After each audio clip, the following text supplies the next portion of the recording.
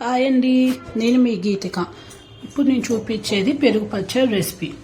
So first ఒక గిన్నెలో పెరుగు తీసుకొని చిటికెడు పసుపు, రుచికి సరిపోయినంత ఉప్పు వేసుకొని దీంతో పాటు కారం కోసం పచ్చిమిర్చి అండి, ఒక 3 పచ్చిమిర్చి చిన్న ముక్కలు కోసేసుకొని వేసుకోండి.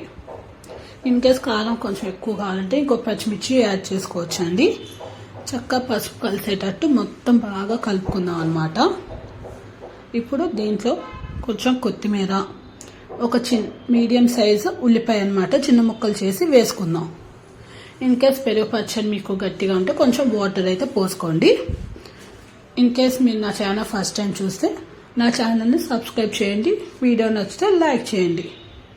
ఇప్పుడు ఈ పచ్చడి కోసం తాలింపు ఒక కళాయి తీసుకొని 2 టేబుల్ స్పూన్ ఆయిల్, దాంట్లో తాలింపు గింజలు 2 ఎండుమిరపకాయలు వేసి బాగా వేపుకొని ఆ తాలింపు గింజలు ఆ పెరుగు చారులు వేసేసుకుందాం.